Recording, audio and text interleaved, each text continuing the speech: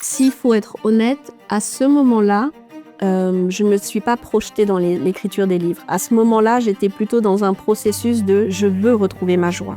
Et donc, c'est plutôt le processus de « qu'est-ce que je fais pour retrouver ma joie, retrouver ma pêche, ma foi ».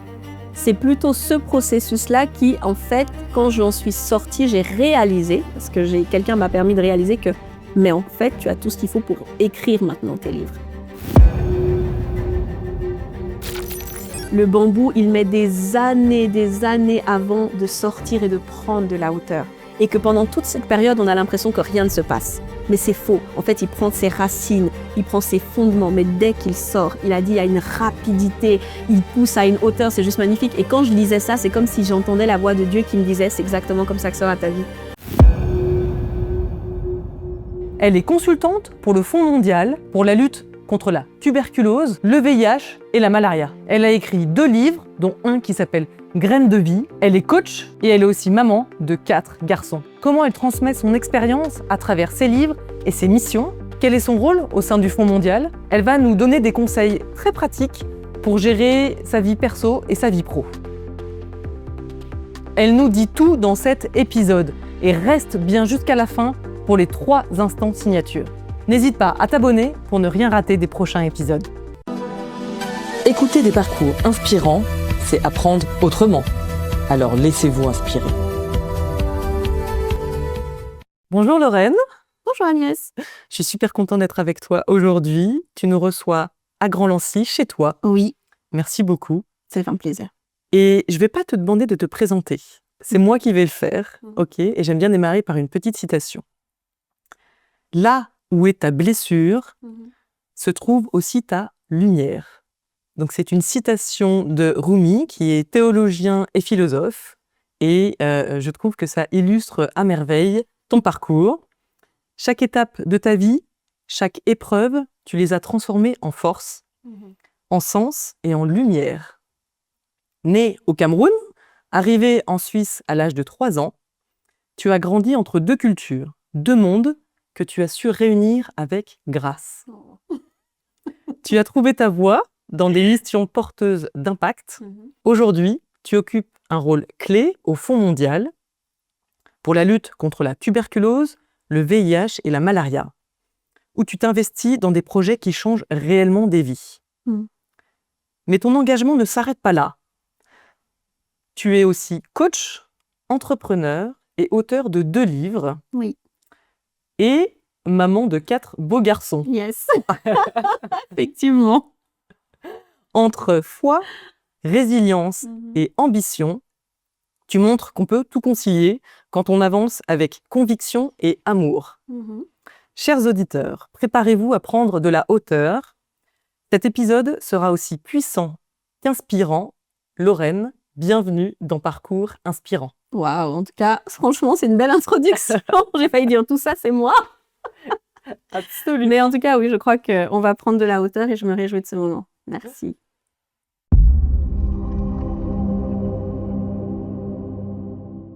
Tu es donc née au Cameroun, il y a moins de 40 ans. Oui, hein, il faut bien préciser. Moins de 40 ans. Un petit peu moins. Et tu as 2 jolis prénoms, Oui. Lorraine et Michel. Exactement. Est-ce que tu peux nous raconter ce que cela signifie? Oui. Alors, avant de vous raconter ce que ça signifie, il faut déjà savoir qu'à un moment, j'ai cherché à comprendre que voulait dire, quelle était la signification de mes prénoms. Michel, c'est assez facile, parce que Michel, c'est un prénom qu'on trouve dans la Bible, et je crois, la plupart des gens savent qu'il y a un ange qui s'appelle Michael. Et en fait, j'aime beaucoup ce prénom parce que j'ai découvert qu'il veut dire « qui est semblable à toi », sous-entendu « qui est semblable à Dieu ».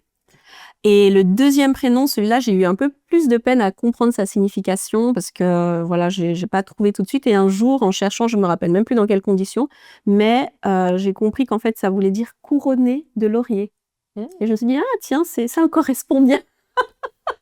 Ça me correspond assez bien. Donc, voilà. Et donc, tu es arrivée à l'âge de 3 ans en Suisse. Pourquoi la Suisse?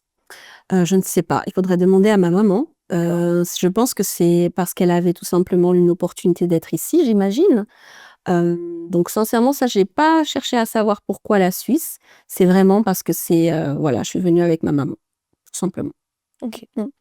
Et finalement, vous êtes reparti 4 ans au Cameroun, Oui. en 96. Et là, tu as tissé des liens forts avec tes frères et tes sœurs. Oui. Alors, il faut savoir que j'ai une histoire familiale assez intéressante et un peu complexe parce que je suis repartie au Cameroun, mais ma maman, elle, était restée parce qu'à cette époque-là, elle était en fait malade. Et du coup, elle devait subir, je crois, des opérations et ainsi de suite, donc elle pouvait plus s'occuper de moi. Du coup, c'est pour ça que je suis repartie au Cameroun et c'est là où j'ai l'opportunité de grandir avec mes frères, mes sœurs, mes cousins, cousines et vraiment vivre la vie familiale avec des très beaux souvenirs que j'ai construits là-bas. Et t'as combien de frères et sœurs? Alors, on était 6. Donc, j'ai 4 frères, j'avais une sœur et je suis la dernière. Et est-ce qu'il y a un souvenir marquant dont tu te souviens quand tu étais au Cameroun? Il y en a tellement, sincèrement, avec mes cousins, cousines, on a fait tellement les 400 coups. Là, comme ça, un souvenir marquant, peut-être, oui, l'image qui me revient, c'est quand on était petit. Moi, j'aimais beaucoup les moments, en fait, où il y avait la pluie. Quand on rentrait de l'école, parce qu'on avait un système où on allait à l'école le matin et puis des fois on allait l'après-midi, donc ça pouvait arriver qu'on se retrouve l'après-midi à la maison. Et là où on habitait, en fait, juste en face, il y avait un grand manguier qui n'était pas à nous. On ne sait pas qui il était d'ailleurs, mais toujours est-il qu'on attendait les moments où il y avait la pluie avec impatience parce qu'on se disait il y a des mangues qui vont tomber. Et forcément, quand il pleuvait énormément et que du coup certaines mangues qui étaient mûres tombaient, nous on allait les ramasser. Et ça c'était, je sais pas, c'est un souvenir qui m'est remonté comme ça et je trouvais vraiment agréable. Et quand j'étais petite, j'aimais beaucoup, surtout au Cameroun en fait, le mélange de la pluie et l'odeur que ça faisait en fait avec le sable mouillé, je sais pas, ça a une odeur particulière. Et ça m'a toujours marqué.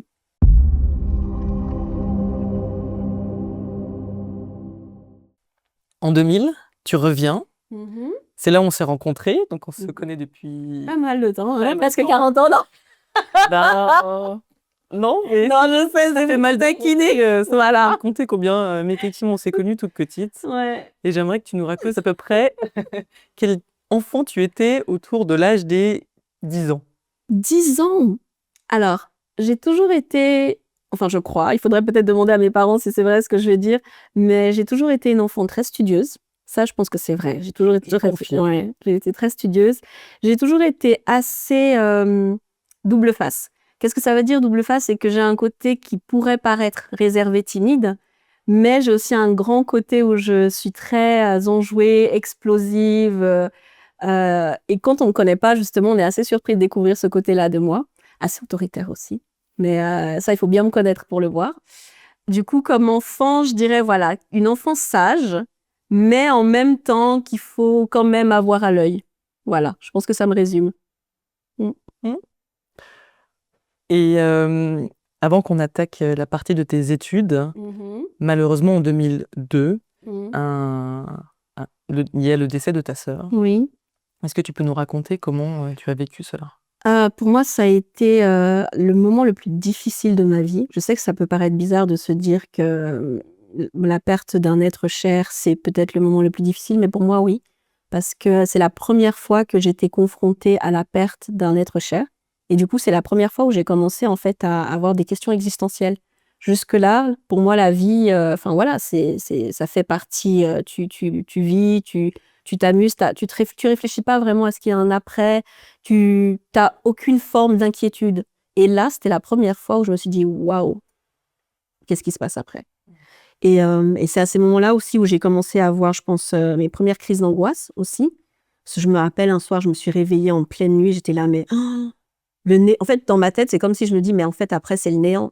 Et vraiment, c'était vraiment une grosse période assez, surtout qu'en plus, au-delà de tout ce que ça, comme on dit, déclenché en moi, il y avait vraiment tout cet aspect de j'étais proche de ma sœur. On n'était que 2 filles, même si au Cameroun, on a toujours vécu très proche avec mes cousins et cousines, donc c'est une très grande famille. Mais du coup, oui, c'était ma sœur. Donc voilà, ça fait quelque chose en fait, de perdre un être aussi précieux. Donc ouais, pour moi, ça a été traumatisant. Et elle est décédée de quoi? Alors, en toute sincérité, je préfère pas trop parler de cet aspect-là, parce que c'est vraiment très traumatisant. D'accord. Mais tout ce que je peux dire, c'est que c'était quand même quelque chose d'assez brutal et violent.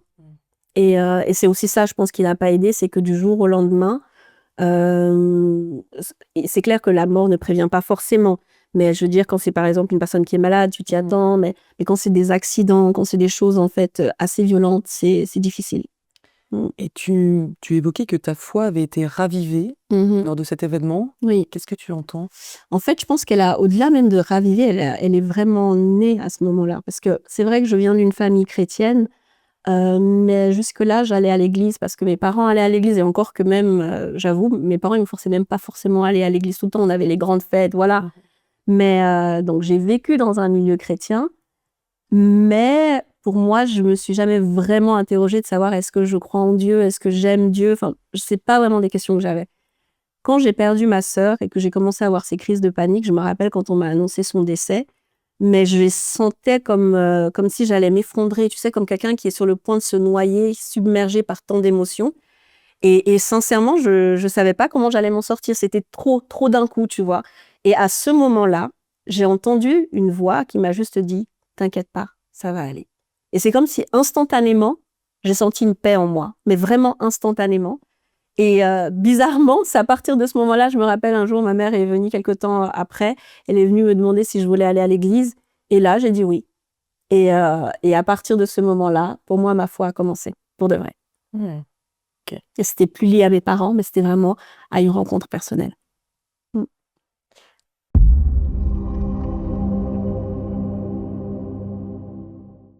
Et donc après, tu as fait HEI à Genève. C'est là où on s'est revus. Oui. On savait toutes les deux pas qu'on faisait un parcours académique à l'université. Toi en HEI, moi en HEC. Et il se trouve qu'on avait des cours en commun. Et je me souviendrai toujours où je descendais l'amphithéâtre et j'entends Agnès. Et je me retourne. Et on s'est tombé dans les bras tellement on était contents de se retrouver. Tu as aussi parti à Londres faire un master. Quelque part, est-ce que là, tu as des souvenirs qui te reviennent un petit peu, qui ont marqué tes études? Oh, il y en a tellement, franchement, surtout qu'on a vécu des belles choses. Hein. Je me rappelle le petit groupe qu'on était à l'université, j'ai beaucoup aimé. C'était une autre époque, hein. On était jeunes. Mais moi, j'ai beaucoup aimé nos sorties. Ouais. Tu vois, il y a une photo dont je me rappelle, je crois qu'on avait fêté mon anniversaire une fois, je sais plus, dans un petit restaurant comme ça. C'était vraiment la toute première année, je crois. Hein. Il y avait Mariam, il y avait Véro. C'était vraiment sympa. C'était là aussi, il y avait Evelyne. Ouais. Donc ça, c'est des souvenirs, en fait. Nos soirées, pour moi, c'était vraiment des meilleurs souvenirs. Vraiment, là, on a passé des temps, et on s'est tellement mariés. Je me rappelle aussi une fois, je crois que c'était ton premier appartement, si je ne me trompe, à Saint-Jean. Ouais, c'était Voilà, c'était à Saint-Jean. J'ai beaucoup aimé aussi, on a fait des soirées sympas. J'avais mon lit qui claque, changeait en canapé. Non, franchement, c'est mes années universitaires, pour moi, c'était des très beaux moments. Il n'y a quasiment rien que je regrette, vraiment. Et à Londres, donc au King's College, est-ce que il y a des choses que tu utilises toujours dans ton quotidien, des apprentissages? Alors, en toute sincérité, pas beaucoup. Okay. Pourquoi je dis pas beaucoup? Parce que c'est vrai que donc, quand je suis partie faire mon master à Londres, c'est un master en maintien de la paix et sécurité internationale. Déjà, rien que ça, je trouve le titre juste dingue. Ouais. Mais tu sais qu'à la base, je voulais être diplomate. Oui. Ouais. Et pour moi, c'était une des seules universités qui offrait un parcours où vraiment, je me dis, moi, ce qui m'intéresse, c'est de résoudre les conflits. J'ai toujours voulu résoudre les conflits, donc je me suis dit, maintien de la paix et sécurité internationale, c'est pour moi. Et bon, au moins, ce que je peux dire que j'utilise encore, c'est l'aspect international. L'aspect, on est vraiment dans un environnement avec une communauté internationale qui est très, très, très, très grande, multiculturelle. Bien entendu, il y a des enjeux. Par exemple, là, je travaille sur un portefeuille qui est la RDC, malheureusement. On sait très bien ce qui se passe avec les conflits et tout ça. Donc, il y a des aspects de ce que j'ai appris, des dynamiques internationales que voilà, je vis au quotidien qui impactent mon travail, clairement. Mais de là à dire que j'utilise à 100% ce que j'ai étudié, c'est pas tout à fait le cas. Ok. Donc, ça m'a donné des bons outils.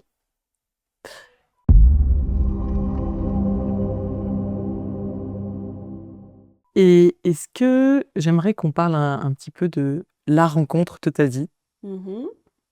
David, ton mari, que tu nous expliques comment vous vous êtes rencontrés. Ok, c'est une histoire hyper intéressante.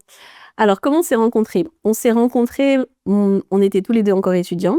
On s'est rencontrés au Grand Lancy d'ailleurs, où nous vivons actuellement, dans une école internationale. Moi, je travaillais là-bas, en fait, l'été, pendant l'année, je travaillais là-bas au restaurant scolaire et des fois comme surveillante. Et l'été, ce qui se passait, c'est qu'en fait, on avait des grandes sessions de nettoyage, donc je faisais aussi le ménage l'été. Et ma chef, c'était sa mère. Donc j'ai rencontré ma belle-mère avant mon mari. Et en plus, j'ai rencontré mon beau-frère avant mon mari, parenthèse, parce qu'il travaillait aussi là-bas. En 2014, vous vous mariez. J'ai eu la chance d'assister à cette cérémonie. Yes. Et donc, il faut savoir que David est d'origine italienne, toi donc camerounaise, et vous avez réussi à faire un mix de cultures, que ce soit au niveau du repas, au niveau de la cérémonie. J'avais trouvé ça très chouette. Est-ce que tu peux nous dire voilà, un souvenir marquant de ton mariage? Moi, je me souviens évidemment de la cérémonie qui était très puissante. C'était beau. J'ai cru que tu as failli dire « je me souviens du retard ». Oui. On avait entendu des plombes. Ouais, quand même. On avait une petite qui avait 1 an. Ouais. Oui. Malheureusement. Et peut-être, voilà, c'est l'anecdote que je vais raconter. En même temps, je fais un petit clin d'œil à ma cousine que j'aime énormément. Parce que pour le coup, j'étais en retard à mon mariage, mais c'était même pas à cause de moi. Hein, c'était à cause de ma cousine qui est en train de se maquiller. Donc après, je résume. Mais moi, j'ai trouvé ça intéressant parce que d'habitude, on dit toujours que c'est la mariée qui met en retard ou le marié. Mais là, pour le coup, c'était pas moi. Donc voilà, ça m'a marqué. Mais au-delà de ça, en fait, c'était juste une belle cérémonie. En fait, pour moi, mon mariage, ça a vraiment été tout ce dont j'ai toujours rêvé.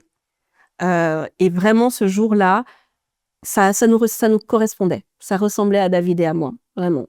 Et c'était une belle cérémonie, c'était émouvant, c'était authentique. Et le fait de voir, voilà, un autre élément marquant, c'est mon entrée dans l'église. C'est une des premières fois où j'ai vu mon mari pleurer en me voyant entrer dans l'église. Et ouais, c'est quelque chose que j'oublierai jamais. Et j'ai une autre amie qui m'a taquinée un jour parce que quand on préparait notre mariage, la chanson que mon mari a choisie pour justement mon entrée, c'est la chanson qu'il jouait dans le Titanic quand il coulait. Et tu savais pas? Si, mais attends. Et du coup, quand j'ai dit ça à mon ami, il m'a dit « mais c'est n'importe quoi, pourquoi vous choisissez ça ?» Mais en fait, il a choisi une chanson qui dit « plus près de toi, Seigneur ». Parce que les paroles de cette chanson disent ça, « plus près de toi, Seigneur ». Et du coup, pour nous, on a plus retenu les paroles que le contexte dans lequel il a été joué. Mais voilà, c'est une anecdote que j'ai trouvée sympa. Et notre mariage n'a pas coulé, on est toujours ensemble.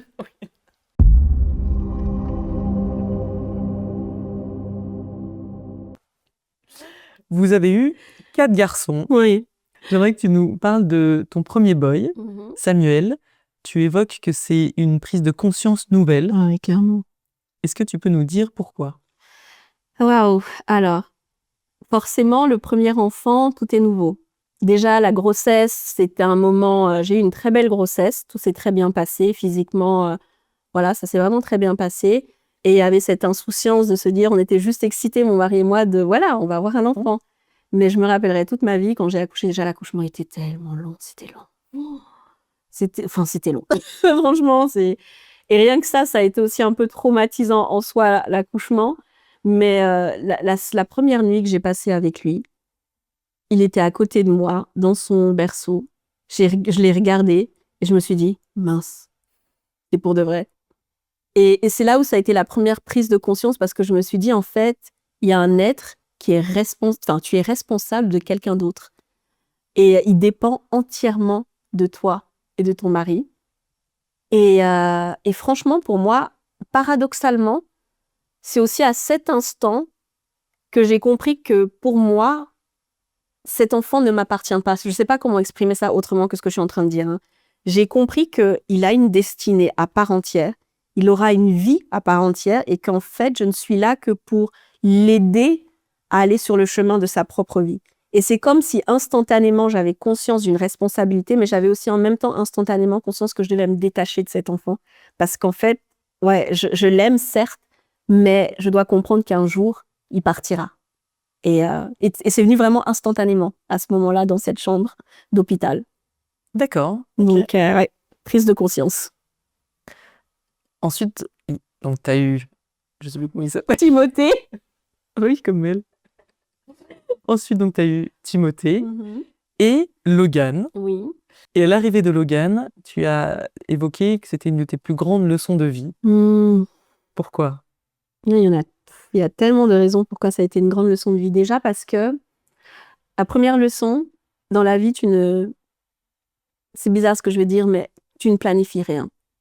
Je sais qu'on est dans une société où on nous apprend à anticiper, on nous apprend à planifier, on peut planifier quand est-ce qu'on veut avoir un enfant et ainsi de suite. Mais moi, pour le coup, je n'avais pas planifié d'avoir un enfant, un autre. Les 2 premiers, je les avais planifiés et par la grâce de Dieu, ils sont venus assez rapidement. Mais Logan, ça a été une surprise dans le sens où je venais d'accoucher, Timothée avait à peine 6 mois quand j'ai appris que j'étais enceinte du 2e. Et sincèrement, ça a été la première leçon pour moi. C'était une claque, entre guillemets, mais en même temps une leçon parce que j'ai réalisé que, bien tout à l'heure tu as parlé de ma foi, j'ai réalisé pour ma part que, en fait, moi, cet enfant, si c'était mes projets, il n'aurait pas forcément été dans mon agenda, mais que pour Dieu, il était dans son agenda et que c'était le moment prévu. Donc ça, c'était la première leçon. La deuxième leçon, quand j'étais enceinte de Logan, avant d'être enceinte, j'avais beaucoup de projets. Je voulais me lancer justement dans l'entrepreneuriat, j'avais à cœur d'écrire un livre, j'avais déjà l'idée, mais sans plus, hein. J'avais vraiment beaucoup de projets. Et du coup, quand j'ai appris que j'étais enceinte, pour moi, c'était comme, mais non, en fait, non, tu pourras pas. En plus, j'avais même réduit mon taux d'activité pour ça. J'étais passée à 60 ou 70%. Parce que justement, je voulais dédier du temps pour préparer tout ce qui était entrepreneuriat. Et là, je découvre que, non, les 9 prochains mois, tu te prépares à être mère à nouveau. Et à ce moment-là, c'est comme si pour moi, ça a été un coup de massue. Parce que tout à l'heure, dans l'introduction, je crois qu'à un moment, tu as utilisé le terme ambition. Et c'est vrai que j'ai toujours été quelqu'un, je me suis jamais vue comme une femme au foyer, comme une mère au foyer. J'ai toujours su que je voulais une famille, j'ai toujours su que je voulais me marier, avoir des enfants. Mais pour moi, en fait, l'épanouissement dans ma carrière professionnelle, ça a toujours été une évidence. Et à ce moment-là, je me suis dit, mais je viens à peine de revenir d'un congé maternité, qu'est-ce que je vais dire à mon employeur? Enfin, il y a tellement de choses qui se sont bousculées dans ma tête, je me suis dit, mais c'est n'importe quoi. C'est n'importe quoi. Donc, je pensais que rien n'allait pouvoir avancer, que j'étais, entre guillemets, dans un cycle un petit peu de statu quo. Et en fait, Dieu m'a démontré que c'est pas le cas. À travers cette grossesse et avec tout ce qui s'est enchaîné, au final, beaucoup d'opportunités se sont ouvertes à moi. La première opportunité, c'est là où j'ai été très inspirée pour écrire mes 2 livres. C'est pendant cette phase-là très difficile. J'ai pas commencé à écrire à ce moment-là, mais en fait, j'ai téléchargé tout ce que j'allais mettre dans ce livre. Parce que ça a été un profond choc émotionnel et presque même une dépression, hein, s'il faut dire les mots. Et au travers de cette expérience, Dieu m'a permis d'en sortir et c'est devenu 2 livres. D'accord. Et donc, à cette période, effectivement, ça allait moins bien. Et le fait de te projeter dans ces projets de livres, ça t'a aidé à te dire, OK, bon, je vais quand même réussir à aller au bout de certains projets et objectifs que j'avais, malgré le fait que je sois à nouveau enceinte. Alors, s'il faut être honnête, à ce moment-là, je ne me suis pas projetée dans l'écriture des livres. À ce moment-là, j'étais plutôt dans un processus de « je veux retrouver ma joie ». Parce que je suis quelqu'un de nature joyeuse. Et à ce moment-là, j'étais en dépression, sincèrement. Et donc, c'est plutôt le processus de « qu'est-ce que je fais pour retrouver ma joie, retrouver ma pêche, ma foi ». C'est plutôt ce processus-là qui, en fait, quand j'en suis sortie, j'ai réalisé, parce que quelqu'un m'a permis de réaliser que mais en fait, tu as tout ce qu'il faut pour écrire maintenant tes livres. Donc, ça s'est plutôt passé comme ça. D'accord. Et donc, c'est le fait pas de te projeter, mais de te dire que finalement, tu allais pouvoir quand même le faire, qui t'a aidé à sortir de cet état dépressif? Ou C'est la décision de vouloir en sortir. OK. Parce que, comme je te disais, quand j'ai réalisé que, c'était une évidence que ça n'allait pas, je me suis dit, mais Lorraine, c'est un enfant dont on parle, c'est un sujet de joie. Tu peux pas passer ta vie à te morfondre alors que tu portes la vie. Alors qu'il y a certaines personnes qui ne demandent que ça, tu ne peux pas. En fait, pour moi, il y a un moment, je me suis dit, comme on dirait en anglais, wake up, quoi. C'est pas possible. Et au-delà de ce que je me suis dit, j'ai commencé à avoir un dialogue intérieur avec Dieu qui m'a fait comprendre que, pourquoi est-ce que pour toi c'était un échec, entre guillemets? Pourquoi est-ce que tu considères qu'avoir un enfant rapproché, être dans cette situation, c'est difficile? Et là, il m'a emmené à considérer que il y avait beaucoup de choses dans ma foi qui n'étaient même pas à leur place, tu vois. Parce que pour moi, c'est comme si tout devenait impossible parce que tu allais être mère de 3 enfants. Mais qui t'a dit ça? C'est pas vrai. Et donc, il a fallu déconstruire ça. Et c'est ce cheminement-là de déconstruction, de me replonger justement dans mes valeurs, dans la parole de Dieu, dans tout ce qui fait et ce qui donne sens à ma vie, qui m'a sorti de là. Et c'est après que j'ai pu enfin voir la lumière, comme tu disais tout à l'heure, que j'ai vu la lumière et surtout que j'ai vu que avoir 3 enfants, ce n'est pas un handicap pour être une femme épanouie, équilibrée et professionnellement active. La preuve en est qu'aujourd'hui, j'ai 4 enfants. Oui, tu as un 4e qui est arrivé. Oui, et qui était voulu. C'était voulu. Donc, oui, on a vraiment voulu le 4e. Et voilà, c'est pas pour autant que ça ralentit ma carrière. Et est-ce qu'il y a eu un déclic pour te dire, OK, là, maintenant, je réalise ça et j'en sors? Le déclic, c'était vraiment l'aspect de réaliser que, en fait, c'est un sujet de joie initialement. Un enfant, c'est une bonne nouvelle. Tu vois, tu peux pas te morfondre parce que tu vas avoir un enfant. Et surtout parce qu'en fait, j'avais une mauvaise conception des choses.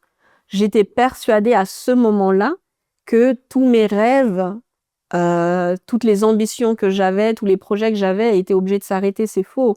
La maternité, en fait, c'est une période de la vie où peut-être que tu vas devoir te focaliser sur certaines choses, mais ça ne veut pas dire que tout le reste doit être aux oubliettes. Non, c'est une question dans la vie d'équilibre. Et je pense que c'est la réalisation de ça qui déjà m'a permis d'avoir ce coup de boost pour dire non, je dois en sortir. Je ne peux pas rester dans cet état de lamentation perpétuelle. Et aussi, sincèrement, j'étais très bien entourée. Vraiment, j'étais très bien entourée. Mon mari a été vraiment très présent. J'ai vraiment été très, très entourée et ça m'a permis en fait d'en sortir plus rapidement aussi.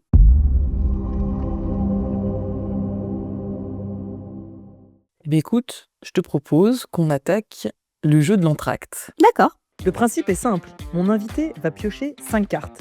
Ce sont 5 questions qui commencent toutes par « la dernière fois que ». Il a bien sûr 3 jokers pour passer s'il veut éviter une question. Prêt? C'est parti! Allez, c'est parti. Tadam! Oula, je me suis dit ça va mal finir. La dernière fois que je me suis dit ça va mal finir. C'est probablement avec mes enfants, ça. La dernière fois que je me suis dit ça va mal finir, là comme ça, j'ai plus en tête la situation, mais comme j'ai dit, je suis sûre que c'est lié à mes enfants. Parce que très souvent, vu que c'est 4 garçons pleins d'énergie, entre les cascades, les disputes et plein d'autres farces qu'ils peuvent faire, j'ai très souvent pensé ça va mal finir. Soit entre eux, soit moi qui vais un petit peu sortir de mes gonds. Donc, ouais, la dernière fois que ça va mal finir, c'était probablement avec mes enfants. Très bien. La dernière fois que j'ai pensé, oh, ce n'est pas une erreur, c'est une leçon. J'aime bien cette question. Alors, c'est lié à mon couple, en fait. C'est lié à mon couple. Je crois que c'était l'année dernière. On a eu une période où on était un peu moins en phase, mon mari et moi. Et l'aspect de ce n'est pas une erreur, c'est dans le sens où le sujet pour lequel on n'était pas en phase, on pourrait estimer que c'était une erreur de conception de vie famille. Hein, parce que, comme je disais tout à l'heure, je suis quelqu'un qui... j'ai toujours été assez ambitieuse, j'ai toujours été assez... d'ailleurs, quand j'ai rencontré David, pour moi, j'étais déjà en train de lui dire... et techniquement, c'est vrai, le moment où on s'est mis ensemble, je partais vivre à Londres 1 an après, enfin pendant 1 an. Donc, il m'a toujours connue, toujours à la quête de plus, ailleurs, plus loin, plus loin. Et donc, à un moment, quand même, dans notre couple, ça commençait à mettre pas mal de tension. Surtout qu'il voyait aussi mon évolution professionnelle, ce que ça demandait dans notre famille et tout ça. Et du coup, je me suis posé la question de savoir si finalement, est-ce que tout ce que je suis en train de faire professionnellement, dans le ministère, dans mon église, dans mes projets de livres, d'entrepreneuriat, ce n'est pas une erreur. Parce que derrière, il y a quand même ton couple hein, qui peut en pâtir si tu n'as pas la sagesse de savoir prendre les bonnes décisions. Et là où, en fait, c'est devenu une leçon, c'est que ça nous a permis d'apprendre à communiquer. Ce qu'il ne faut pas croire, ce n'est pas un acquis. Hein. La communication dans le couple, c'est vraiment pas un acquis. Donc, ça nous apprend à communiquer et surtout, ça nous a rapprochés finalement. Ça nous a rapprochés parce que ça nous a permis de réaliser qu'au fond, on veut toujours les mêmes choses. Parce que la vérité, c'est que lui et moi, on est mariés depuis 11 ans. 11 ans de mariage, on a évolué. Donc, aussi bien lui que moi. Et forcément, il y a un moment, il faut être honnête, si tu ne fais pas attention, il y a une distance qui peut se créer. Et là, ça nous a permis de réaliser que la raison pour laquelle on s'est mis ensemble, elle est toujours là. L'amour, il est toujours là. On regarde toujours dans la même direction et surtout, on veut toujours les mêmes choses. Donc, c'est plutôt d'avoir cette humilité de redescendre, de se parler et de faire le pas vers l'autre. Voilà. Très bien. C'était long, hein? C'était un peu long. L'idée du jeu, c'était un peu plus court. Mais c'était intéressant. Tu pourras couper? Non, non. Ouf, la dernière fois que j'ai eu un fou rire, j'en ai tout le temps. Oui, franchement, cette question, pour moi, elle est un peu, j'en ai vraiment tout le temps. Ah oui. C'est plutôt quand j'en ai pas qu'il faut s'inquiéter. La dernière fois que j'ai remarqué que j'avais une habitude bizarre. Donc, je suis coach et je suis notamment coach en prise de parole en public. Et forcément, quand je donne souvent mes sessions de coaching, je permets aux personnes de réaliser qu'on a tous des tics. On a tous des mots parasites ou des habitudes un peu parasites. Et j'ai découvert, enfin, ça fait longtemps que je le sais, à vrai dire, moi, j'en ai une que je fais constamment. Je vais pas te dire laquelle, parce que sinon, tu vas focaliser sur ça. Mais moi, je sais que quand je prends la parole, je le fais très, très, très, très régulièrement. Mais je ne vais pas vous dire ce que c'est. Ok. C'est juste que je le fais quand je prends la parole. Et tu me dirais quelles sont les miennes? Je t'ai pas analysé, en fait, pour être honnête. Parce que j'ai tendance à prendre de la distance. Enfin, je veux dire, quand on est dans un contexte comme ça, je vais pas... Parce que dès que je me focalise sur ça, ça devient en fait une obsession, tu vois. Ça, constamment, tu penses à ça et c'est très dérangeant. Okay. Parce que tu fais plus attention à ce que dit la personne, mais c'est comme tu restes focalisé sur ce point-là. C'est comme quand tu relis un texte et que tu regardes pour les fautes d'orthographe. Exactement. Tu ne pars plus lire le contenu. Exactement. Ok. Allez, next. Dernière. Oh, la dernière fois que je me suis dit j'y crois encore. Ben ça j'aime beaucoup cette question. Tout simplement par rapport à ce projet que j'ai en ce moment, Breakthrough. Donc Breakthrough, c'est l'agence que j'ai créée qui veut tout simplement dire percer. Et au travers c'est au travers de cette agence que j'ai notamment aussi lancé mes 2 livres, que je suis en train de faire tout ce que j'ai en ce moment sur les réseaux sociaux. Et la fin de l'année dernière, je me suis dit, mais est-ce que vraiment ça va marcher? Parce que voilà, ça demande beaucoup de travail, de temps, que des fois j'ai l'impression de ne pas avoir. Et en même temps, quand tu vois l'impact, tu te dis, est-ce que vraiment ça vaut la peine? Est-ce que vraiment je vais continuer? Et j'ai eu cette petite voix qui m'a dit, non, vas-y, persévère, persévère. C'est vrai que tu peux pas encore en vivre, parce que moi, ce serait mon rêve de pouvoir vivre de ça, de ma passion. Mais je n'y arrive pas encore. Et il y a cette tentation d'abandonner. Il y a cette tentation de se dire que voilà, c'est quand même de l'énergie, c'est quand même aussi des finances, hein, d'une certaine manière que tu investis dans tout ça. Mais j'y crois encore et j'y crois toujours. Donc, je n'abandonne pas. Allez, merci. De rien. Je vais t'offrir ce jeu. Oh, En fait, tu vas pouvoir découvrir les autres cartes sympa. qui sont dans le même esprit. C'était l'Entracte, sponsorisé par infiniprinting.ch, qui a imprimé ce jeu de cartes pour nous. Vous avez aimé? Dites-le en commentaire et surtout, proposez vos idées de questions la dernière fois que... J'aimerais qu'on attaque ta vie professionnelle et justement ton rôle au sein du Fonds mondial. Qu'est-ce que tu y fais? J'ai bien aimé parce que dans ton introduction, tu as dit j'ai un rôle clé. J'étais là, waouh! Mais où? Mais où? Alors, qu'est-ce que je fais au Fonds mondial? Je suis chargée de programme. Donc, je fais partie d'une équipe où les maladies pour lesquelles on travaille, c'est tuberculose et VIH. Donc, je fais partie de cette équipe-là. Et le portefeuille dont je m'occupe, plutôt le portefeuille où je suis impliquée, c'est pour la République démocratique du Congo. Et en quoi consiste mon travail de façon large? Donc, le Fonds mondial a un petit peu le rôle d'une banque. Hein, je simplifie vraiment au maximum. Ça a le rôle d'une banque. Nous donnons des fonds à différents gouvernements, justement pour leur lutte contre les 3 maladies dont tu as parlé. Et donc, la grande partie de mon travail, ça va être un rôle de coordination, de suivi, de savoir en fait comment nos financements sont mis en œuvre, suivre un petit peu les indicateurs de succès par rapport aux cibles de différentes charges de la maladie, ainsi de suite. Récemment, j'ai aussi un peu plus de responsabilités. Je travaille beaucoup avec les auditeurs parce que bien sûr, on parle d'investissements assez conséquents. Donc, on travaille avec des auditeurs sur le terrain. Et là, récemment, je suis beaucoup impliquée en fait avec le stakeholder management, comme on dit, par rapport à nos auditeurs dont je ne citerai pas le nom. Et qu'est-ce que je pourrais encore dire d'autre? C'est une enveloppe budgétaire de combien à peu près? Alors, la subvention pour laquelle je suis impliquée, c'est 36 millions. Ok. Mais c'est ma subvention.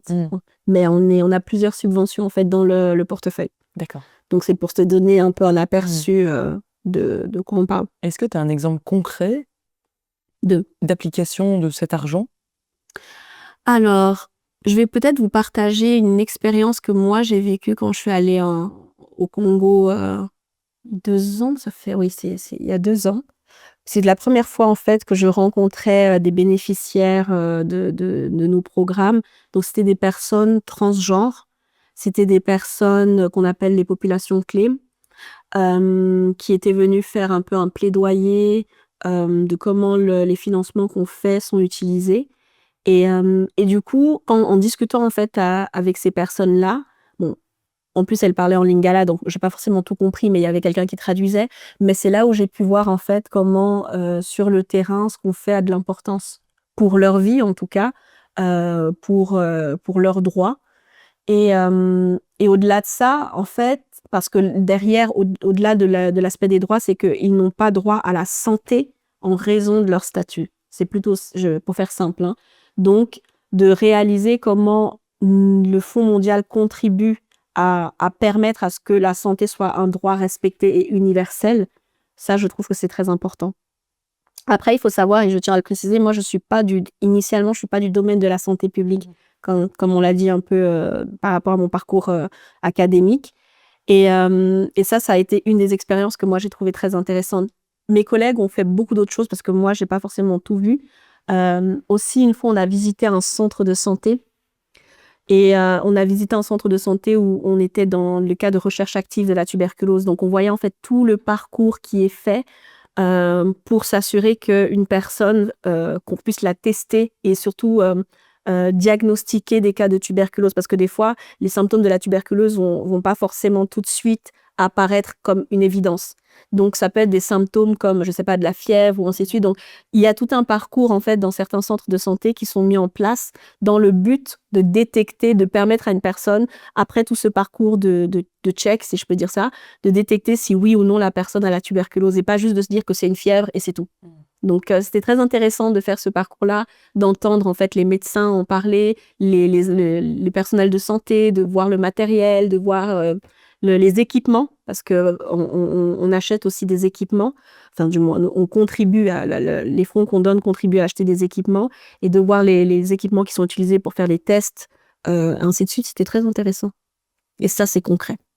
Et si je reviens au niveau du transgenre, donc le fait qu'ils soient transgenres fait que dans leur pays, s'il n'y avait pas ce soutien du fonds... Alors, je n'irai pas jusque-là. Déjà parce que je ne maîtrise pas la situation politique, donc je ne vais pas m'avancer dans des choses que je ne maîtrise pas. Mais c'est surtout, le plus important, c'est que pour nous, on considère, parce que comme notre objectif, c'est de combattre les maladies, hein, donc combattre la tuberculose, le VIH, et il y a des populations qui sont beaucoup plus vulnérables. Donc, ce qu'il faut comprendre, c'est pourquoi ces populations sont plus vulnérables.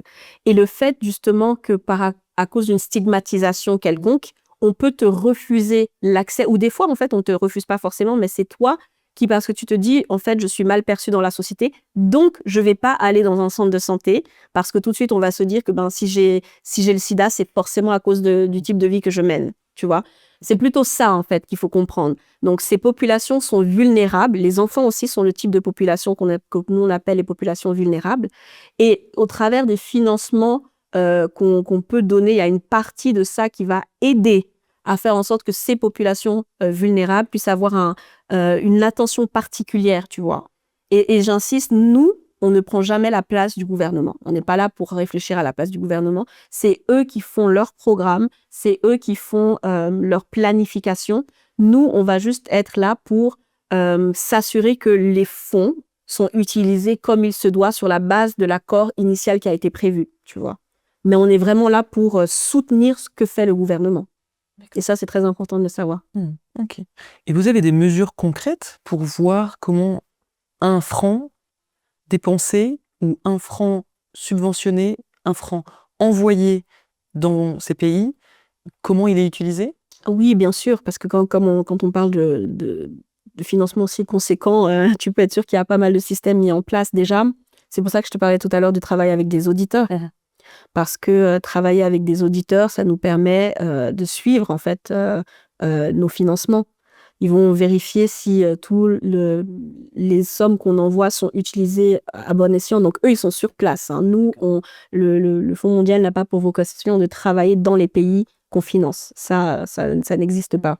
Par contre, on travaille via nos auditeurs. Quand je dis on travaille via nos auditeurs, c'est que pour faire ce type de vérification, on passe par eux notamment. Donc eux sont sur place, eux vont vérifier les pièces, ils vont vérifier, ils vont recevoir les pièces justificatives des banques, parce qu'il y a des comptes qui sont ouverts spécifiquement pour chacune de nos subventions. Donc c'est pas, entre guillemets, c'est pas juste de l'argent qu'on donne comme ça. Il y a une traçabilité, parce que là on parle quand même de sommes très conséquentes. Hein.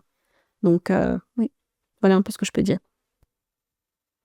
Et après, tous les ans, on a des rapports à faire, 2 cycles en fait, donc le premier semestre, le deuxième semestre, et dans ces rapports-là, c'est là où on va non seulement regarder l'aspect programmatique, donc est-ce que les indicateurs qui ont été définis par le programme sur la base de leur propre plan stratégique et tout ça, est-ce qu'on a atteint ou pas ces indicateurs, et on va aussi regarder l'aspect financier, l'absorption, est-ce que l'argent qu'on a envoyé a été utilisé ou pas, ainsi de suite. Parce que des fois, nous, on a pour habitude en fait de faire des décaissements par trimestre.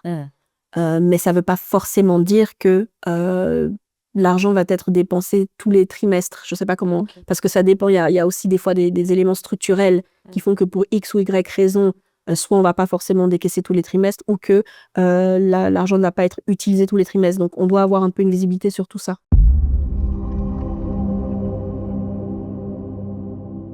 J'aimerais qu'on parle du tournant. Tu as décidé de partir dans l'entrepreneuriat avec le Breakthrough. Est-ce que tu peux nous expliquer un peu quels sont les objectifs?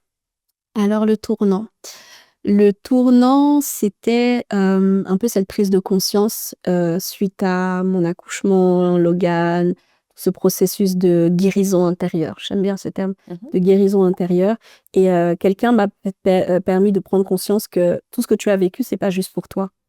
Peut-être d'autres femmes passent par les mêmes choses, peut-être pas en lien avec l'enfantement ou des défis professionnels, mais en fait, tu es capable de transmettre quelque chose qui va aider d'autres femmes. Et quand cette personne m'a dit ça, je n'avais jamais vu ça comme ça. Pour moi, je le voyais comme, voilà, c'est mon expérience, j'en suis sortie, je suis reconnaissante à Dieu et basta. Mais cette personne m'a permis de prendre de la hauteur, comme tu disais tout à l'heure. Et c'est là que je me suis dit, mais en fait, je peux aider d'autres femmes. Et je crois que, sincèrement, je pense être une personne inspirante. Parce que ma vie, on n'a pas le temps en un épisode de parler de... J'ai vécu beaucoup de choses. Et derrière tout ce que j'ai vécu, je pense que je suis un message d'espoir. Voilà. Et Breakthrough, c'est ça. Breakthrough, ça veut dire percer. C'est permettre à une personne de réaliser que tu as une lumière qui mérite d'être vue. Et déjà, toi-même, tu mérites d'en être consciente. Tu dois prendre de l'assurance. Tu dois permettre à quelqu'un de voir tout simplement le don que tu es. Je m'adresse principalement aux femmes parce que voilà, je suis moi-même une femme, donc on va dire que ouais, je comprends un tout petit peu mieux les défis des femmes. Et Breakthrough, c'est vraiment ça. C'est un message d'espoir, d'encouragement et en même temps de percer. Percer, pourquoi je parle de percer? C'est qu'une percée nécessite en fait qu'il y ait un mur, qu'il y ait une résistance.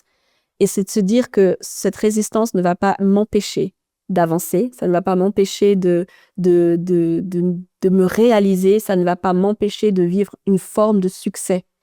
Et bien sûr, comme il y a un aspect fondamental qui est ma foi dans tout ce que je fais, ça permet aussi à des femmes de se voir telles que Dieu les voit. Dans la Bible, il y a un passage qui dit « Je te loue de ce que je suis une créature si merveilleuse ».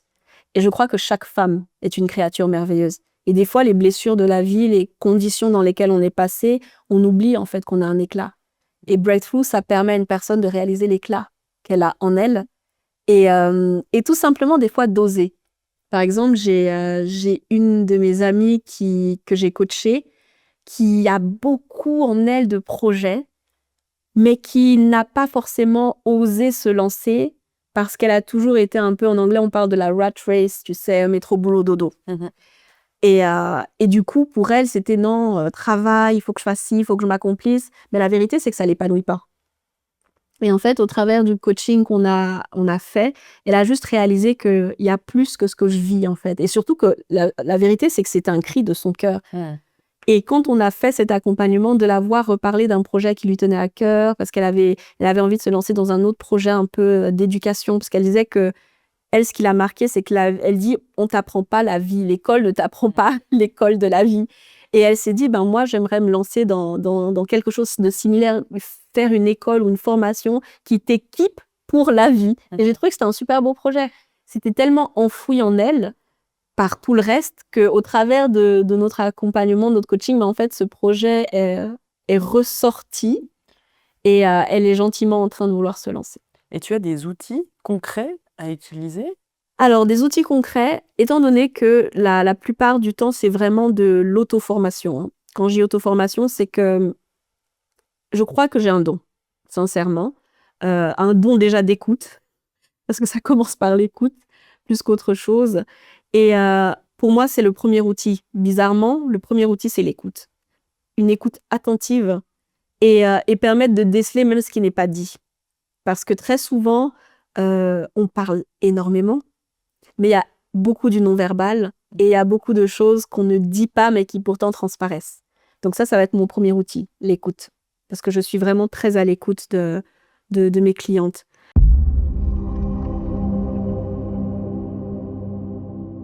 Tu parlais tout à l'heure de tes livres. Oui. Ils sont là. Mm-hmm.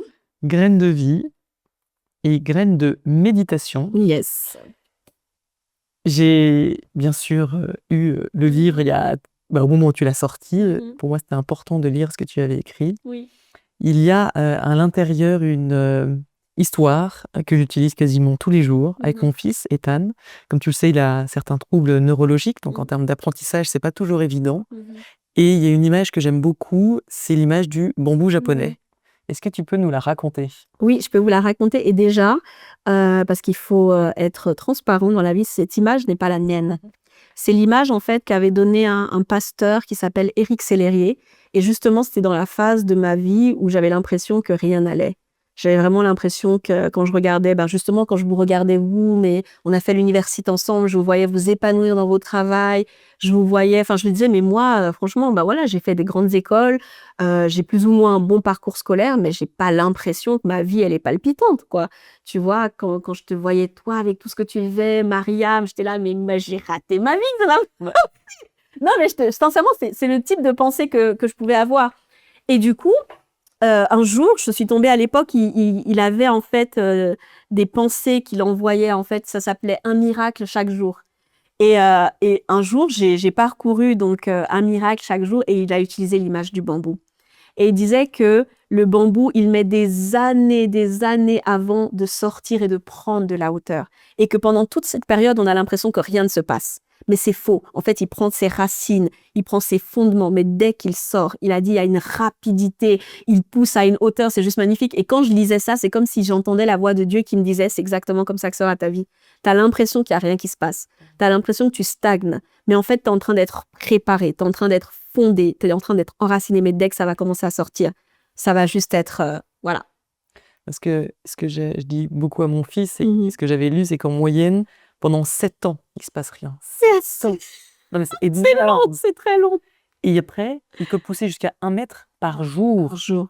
Et c'est vrai que voilà, mon fils, il travaille énormément, mais c'est vrai que c'est compliqué pour lui. Et souvent, je lui dis, ok, on ne le voit pas encore, mais tu vas voir, quand ça va pousser, tout le monde va te regarder. En te regardant, oh, mais comment il a fait, c'est fantastique, il a de la chance. Non. Il a travaillé très dur pendant plusieurs années, ça ne se voyait pas. Et à un moment donné, il va éclore.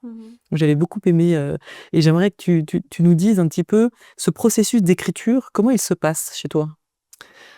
Alors, comme beaucoup de choses chez moi, aussi bien l'écriture que autre chose, tout commence pour moi par l'inspiration. L'inspiration qui me vient de mes expériences, mais surtout de Dieu. En fait, pendant des années, et c'est vrai, hein, techniquement même, pendant presque 1 an, j'arrivais pas à écrire. J'étais comme bloquée. Et il y a un moment, j'ai eu vraiment, je savais très bien, en fait, quand j'ai senti que je devais écrire le livre, j'avais vraiment le nom des chapitres. J'avais en tête le début, je savais que je voulais mettre des illustrations un petit peu. Enfin, vraiment, c'est comme si tout était clair. Mais dès que j'ai commencé à écrire, les 3 premiers chapitres, c'est sorti, mais comme, enfin, vraiment avec une facilité. Et tout d'un coup, blocage. Plus rien. Pendant presque, j'exagère, c'était peut-être pas 1 an, mais pendant 6 mois, j'arrivais plus à écrire. Et là, c'est là où je me suis dit, comme beaucoup de choses avec toi, Lorraine, il faut juste que tu te laisses inspirer. Et tant que tu n'as pas l'inspiration, ne force pas. Parce qu'en fait, c'est ce qui arrivait, ça me stressait, tu vois. Parce que quand j'ai commencé à écrire, en fait, c'est au même moment où j'ai rejoint le Fonds mondial. Là, quand j'ai commencé au Fonds mondial, j'étais consultante. Et du coup, mon travail me demandait, même si c'était pas encore au niveau actuel, mais ça me demandait, tu vois. Et du coup, c'était stressant. Écrire devenait un stress. Parce que c'est du style, je dois absolument le faire. Alors que moi, je suis quelqu'un qui marche énormément à l'inspiration. L'inspiration peut venir d'une chanson, ça peut venir d'un mot que j'ai vu, ça peut venir d'une pensée que Dieu va faire jaillir dans mon cœur. Mais à partir du moment où je suis mon inspiration, mais alors là, tu m'arrêtes plus. Et voilà, moi, mon processus d'écriture, c'est beaucoup, beaucoup d'inspiration. Et c'est pour ça que je suis aussi quelqu'un qui va constamment me plonger dans un environnement pour être constamment inspiré. Donc, je vais constamment écouter de la musique chrétienne, je vais constamment écouter soit des enseignements et lire la Bible, lire d'autres livres. Parce que je t'ai dit, vraiment, mon inspiration peut venir même des fois des films. Un film peut m'emmener dans une méditation. Alors que tu es juste en train de regarder Suits, hein. C'est juste un truc banal de Netflix, mais pour toi, tout d'un coup, ça va t'ouvrir des pans de réflexion. Et justement, tu fais une petite transition. Oui. Trouver donc graines de méditation, c'est la suite. Comment tu as eu l'idée de créer un 2e livre sur la méditation? En fait, les 2 livres se sont écrits en parallèle. Au début, j'avais pas du tout l'idée d'écrire Graines de méditation, mais ce que je savais quand je voulais écrire Graines de vie, c'était de permettre, au-delà de mon histoire, parce que Graines de vie, c'est mon témoignage, ce que j'ai vécu, comment je m'en suis sortie, qu'est-ce que le Seigneur m'a permis de réaliser sur ma propre foi et ma marche. Et quand je l'écrivais, je savais que mon objectif, c'était de permettre d'équiper les femmes pour qu'elles aient en fait les éléments de la parole de Dieu qui m'ont aidé moi à sortir de ma dépression. Mais quand j'écrivais mon histoire, je me rendais compte qu'il y avait une partie qui nécessite qu'on sorte de mon histoire et qu'on regarde maintenant la Bible, tu vois.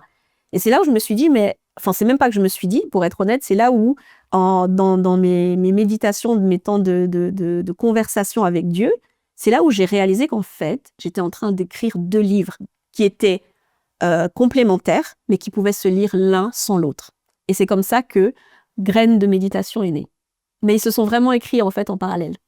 D'accord. C'est pour ça que quand on lit Graines de vie, à la fin, je mets vraiment des éléments. Donc chaque semaine, il y a des textes bibliques que je conseille. Et en fait, dans Graines de méditation, on entre en profondeur dans ça. Je pose des questions sur la base de ça. Après, il n'y a pas que ça. Il y a aussi des éléments où j'emmène la thématique de la semaine de façon différente. Mais le but, c'est vraiment d'emmener quelqu'un à méditer. Méditer, ça veut dire te passer constamment dans ton esprit la même chose, de sorte à ce que ça prenne vie en toi, tout simplement. Est-ce que tu peux nous expliquer comment tu arrives à dégager du temps avec 4 garçons? Le fait que tu aies un job À prenant, 100%, oui, en plus. à 100% et prenant, et tu arrives encore à côté à écrire. C'est vrai que c'est une question qu'on me pose très souvent.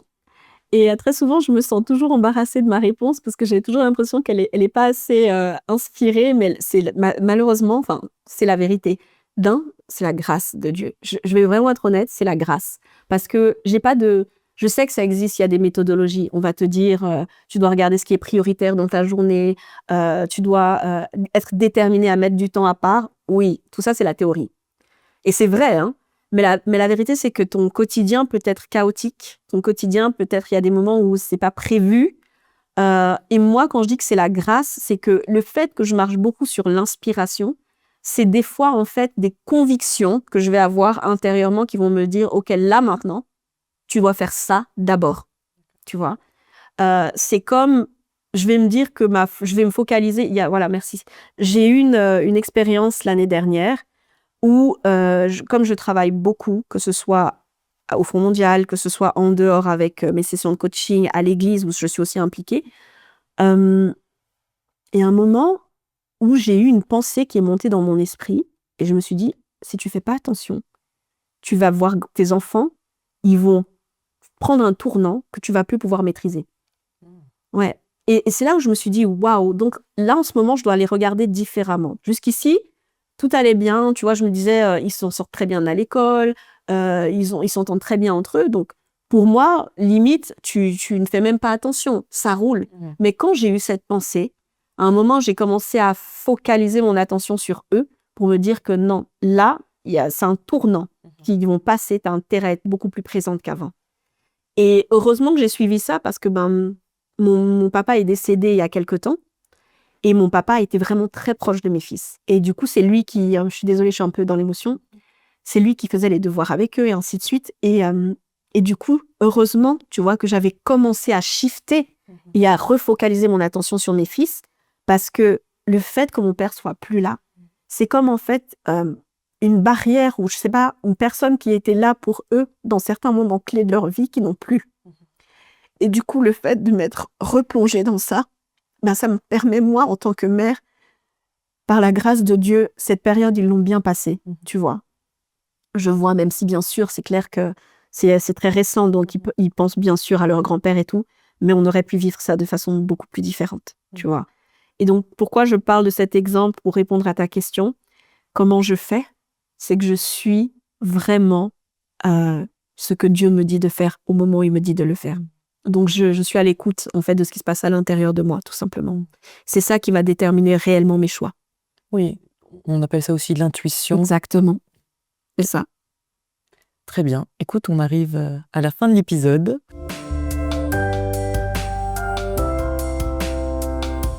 Et on va démarrer par la fameuse baguette magique.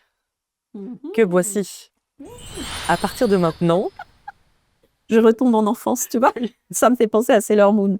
Bref, à partir de maintenant, tout est possible. Tu as un vœu, tu peux changer quelque chose dans le passé, dans le présent ou pour le futur, et tu décides d'en faire quoi?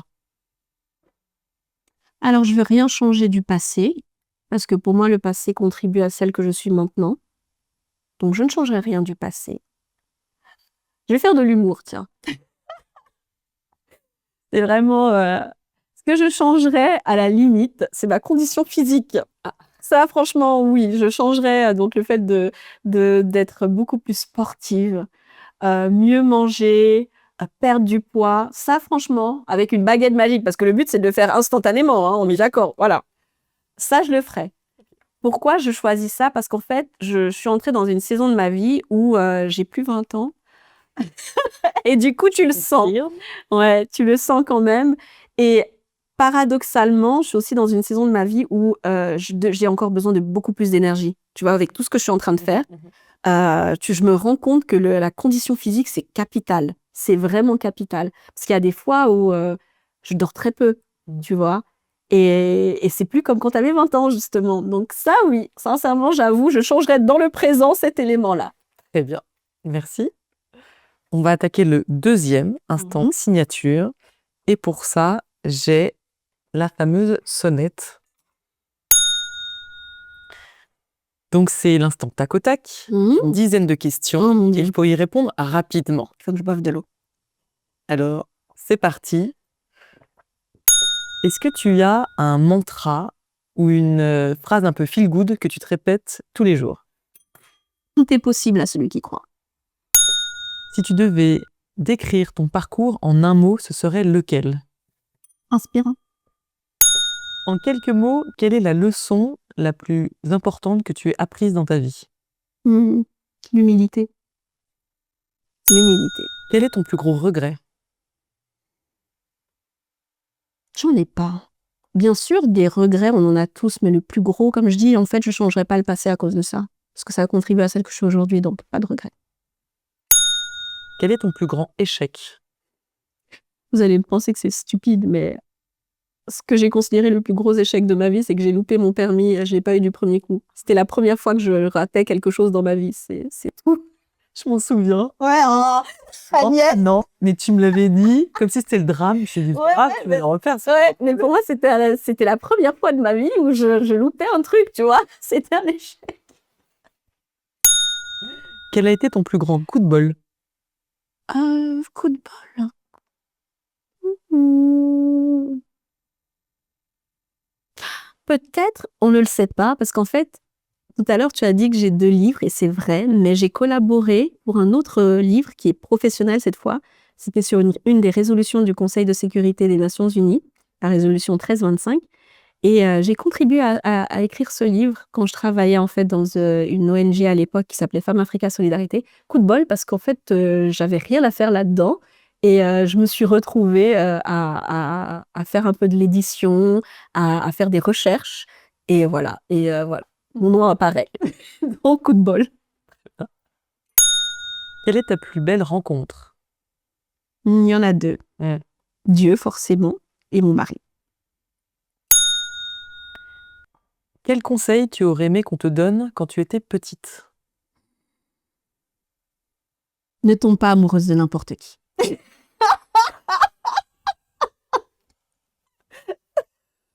Non, mais je rigole, mais c'est important parce qu'avant de rencontrer mon mari, j'ai rencontré d'autres personnes. Hein. Donc David, elle ne parle pas de Non, toi. non, je parle pas de lui.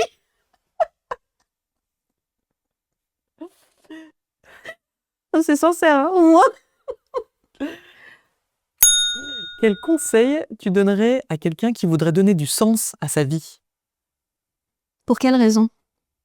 Quelles sont tes motivations? Parce qu'en fait, très souvent, tes motivations, et par motivation, je veux dire pourquoi tu fais les choses, mais aussi qu'est-ce qui fait battre ton cœur. Ce sont ces 2 questions-là qu'il faut se poser. Parce que très souvent, ce qui fait battre ton cœur, c'est ça qui va te permettre de découvrir le sens de ta vie. Quel est le conseil le plus absurde qu'on ait pu te donner dans ta vie? Le plus absurde?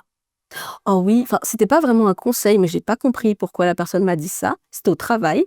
Je descendais les escaliers pour aller à la cafétéria et j'étais en train de sourire, comme à mon habitude. La personne m'a regardée et m'a fait « Toi, ça fait longtemps que ça se voit que ça fait pas longtemps que tu travailles ici. » Comme pour dire que parce que je travaille là, je devrais être stressée, tendue et pas sourire. Donc j'ai trouvé ça très bizarre. Est-ce qu'il y a un livre qui t'a particulièrement inspiré? Il y en a beaucoup. Il y a beaucoup de livres, mais il y en a un qui pour moi a été un déclencheur de beaucoup de choses et notamment dans ma carrière professionnelle. C'est un livre qui s'appelle Vivez, l'extraordinaire divin, du pasteur Yvan Castanou. Moi, il m'a révolutionné ce livre. Et franchement, ça a changé aussi ma façon de voir ma carrière. Donc voilà, celui-là. Tu te vois où dans 10 ans? Sur une île. Et je vais même préciser laquelle. Je me vois en Tanzanie. Toute seule? Non, avec mon mari quand même, sans les enfants. Pourquoi? Oui, franchement, j'ai besoin de vacances et dans 10 ans, j'espère que je serai dans une phase de ma vie où je pourrai prendre des vacances quand ça me chante. Est-ce qu'il y a une personne qui t'a particulièrement inspiré dans ta vie? Il y en a beaucoup. Il y en a vraiment, vraiment beaucoup. Je n'arrive pas à choisir. Sincèrement, il y a tellement de personnes qui m'inspirent. Ce serait injuste de devoir choisir une. Est-ce qu'il y a un objectif ou un rêve que tu n'as pas encore réalisé? Pour moi, le rêve que je n'ai pas encore réalisé, c'est pouvoir être indépendante financièrement et faire ce qui bat dans mon cœur. Donc, pouvoir juste vivre de ma passion. On a terminé le 2e instant. Il reste le dernier instant, la dernière minute, la fameuse minute inspirante. Donc, je vais lancer le minuteur. Et tu as 1 minute maximum pour inspirer.